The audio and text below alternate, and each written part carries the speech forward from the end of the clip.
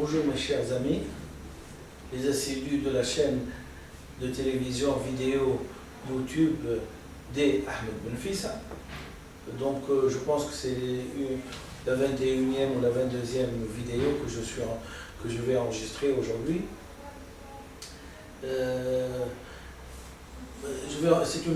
C'est une vidéo qui va débattre un petit peu de mon actualité. Et donc comme je vous ai promis que ce sera toujours des documents officiels que je vous transmettrai par vidéo puisqu'ils sont censurés par la presse, les chaînes de télévision, etc. Donc c'est mes lettres quand elles aboutissent à destination et leurs réponses, et ainsi vous pourrez quand même apprécier ce que je suis en train de faire, bien que ce ne soit pas aussi clair pour certains, parce que parfois je tiens à certains secrets, et parfois je suis obligé de les divulguer. Bon, cette fois-ci je vais les divulguer, puisque dernièrement, dans la dernière vidéo, j'avais dit que M. Sarkozy a mis 4 jours pour me répondre. Donc s'il a dû me répondre, c'est que moi j'ai écrit une lettre aussi.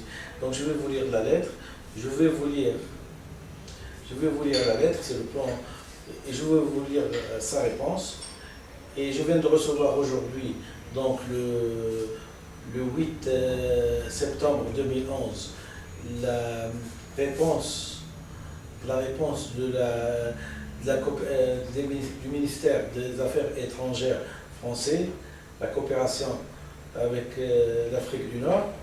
Et en même temps, j'ai décidé d'aller encore plus loin, parce que j'ai décidé d'internationaliser le problème, puisque ce n'est pas un problème qui touche uniquement la Tunisie, mais qui touche la coopération internationale, et spécifiquement parlant, la coopération, et spécifiquement parlant, les Arabes.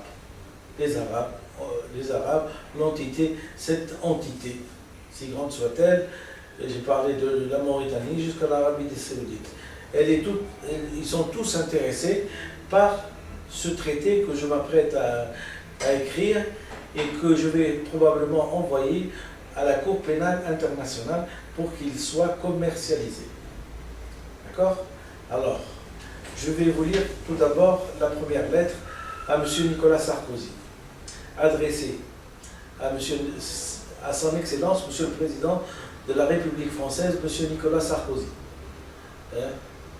Palais de l'Élysée, 55 rue du Faubourg Saint-Honoré, 75 008, Paris.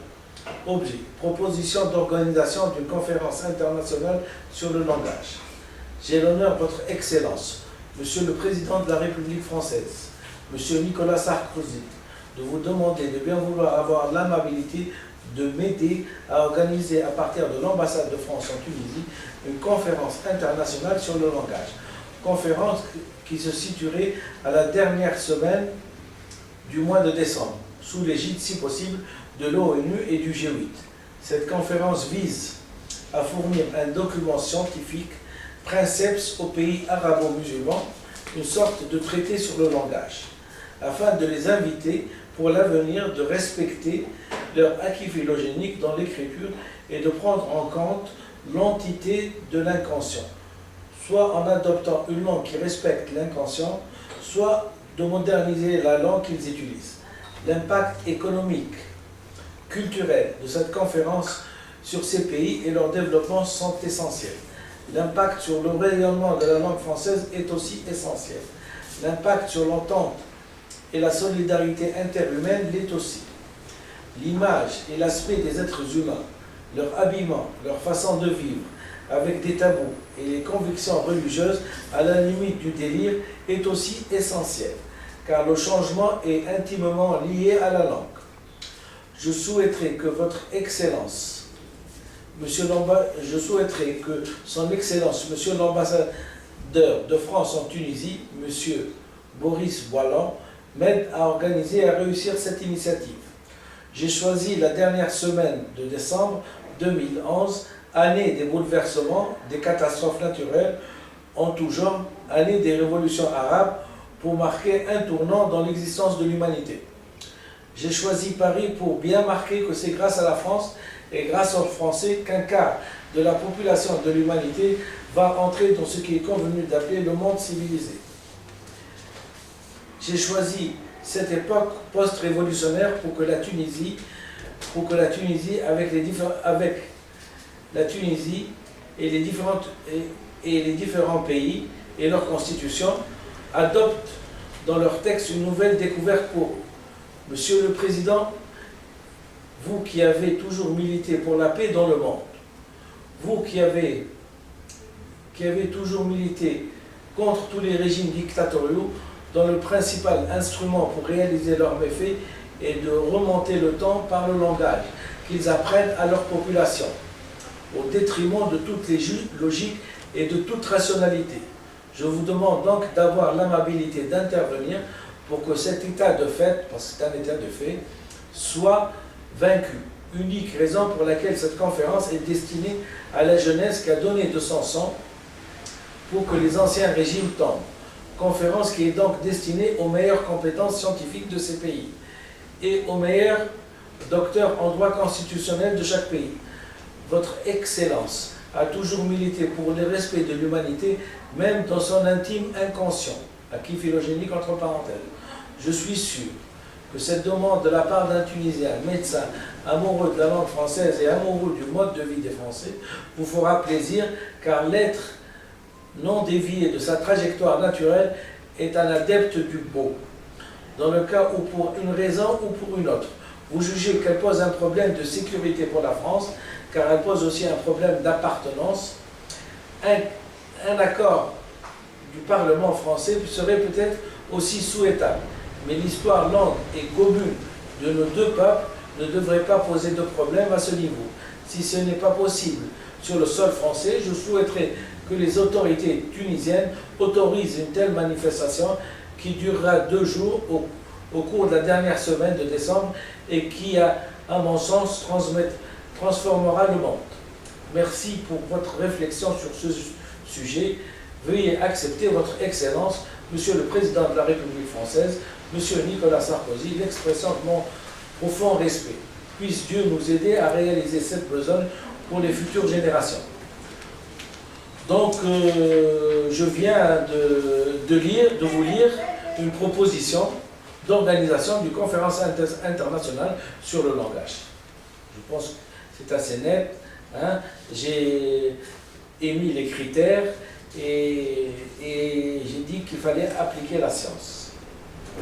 Bonne réponse de Monsieur le Président de la République française, Monsieur Sarkozy. Et d'ailleurs, il n'y a pas de honte à ça, et je vais vous lire la lettre qui gentiment l'a écrite et m'a répondu. Cher monsieur, le Président de la République a bien reçu votre message et m'a confié le soin de vous répondre. Je puis vous assurer qu'il a été pris connaissance avec attention de vos préoccupations avant de les signaler au ministère d'État, ministre des Affaires étrangères et européennes. Bien cordialement, le chef du cabinet, M. Guillaume Lambert. Donc j'ai fait une demande à M. Nicolas Sarkozy le 4, exactement le 5 août 2011, et il m'a répondu le 10 août 2011.